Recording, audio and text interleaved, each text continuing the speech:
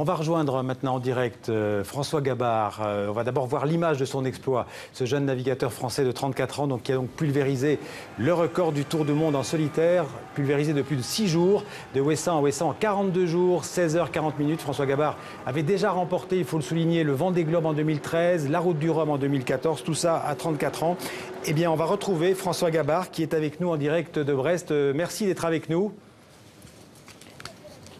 Bonjour, bonsoir. D'autant plus que vous devez être épuisé après cette longue journée, parce qu'il faut le rappeler, vous êtes arrivé à Brest en pleine nuit la nuit dernière, donc ça a dû être un très grand moment pour vous.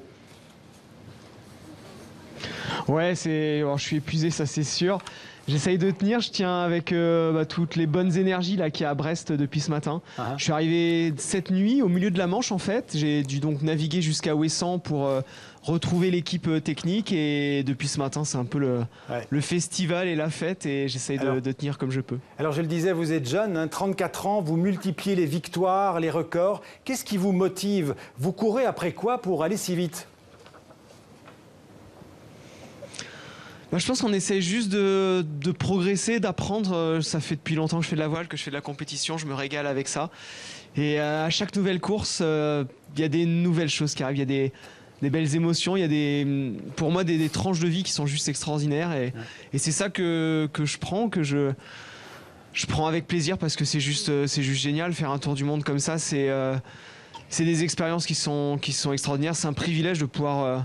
faire un tour du monde sur un bateau aussi beau que ce trimaran là qui est juste derrière moi. Ouais, donc voilà, je prends et j'en profite. François Gabard, c'est cette passion de la mer. Vous, je crois, l'enfant des Charentes, c'est quelque chose qui vous est venu qui vous vient de l'enfance, qui vous remonte à l'enfance? Ouais, tout à fait. J'ai eu la chance de naviguer depuis que je suis tout petit avec mes parents, avec mes sœurs en famille. C'est clairement une passion familiale hein, et voilà, je suis tombé dedans quand j'étais petit et j'ai jamais vraiment lâché ça. Je suis allé un peu plus loin que ce qu'on faisait quand j'étais petit où c'était sous forme de croisière hein, et de voyage. Je suis allé faire de la compétition. Et voilà, et depuis, j'ai jamais lâché cette passion qui m'anime depuis que je suis tout petit. Alors, vous venez de réaliser ce tour du monde à une vitesse incroyable, une vitesse moyenne de 27 nœuds. J'ai lu plus de 27 nœuds, ça veut dire 50 km/h de moyenne pendant 42 jours. C'est incroyable. Ouais, c'est complètement incroyable et jamais j'aurais pensé ça. Ce qu'il faut comprendre, c'est qu'on a lancé ce projet au retour du Vendée Globe, il y a 4 ans. Le record de vitesse en bateau à voile, c'était cette vitesse sur une journée. Et on est parti sur ces bases-là en essayant de construire un bateau le plus rapide autour de la planète. Ouais. Et il se trouve qu'autour de la planète, je vais avoir la même vitesse moyenne que le record sur une journée il y a 5 ans. C'est juste phénoménal. Alors, jamais on aurait imaginé être capable d'aller aussi vite. Alors c'est un bateau exceptionnel, il faut le dire, qui a été construit pour cette course. C'est un bateau qui est assez léger pour sa taille. Il faut rappeler que c'est un bateau de 30 mètres.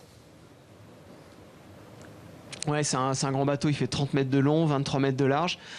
Et il ne fait que 14 tonnes, ce qui est déjà pas mal, mais c'est vrai qu'il est relativement léger par rapport à certains de ses concurrents.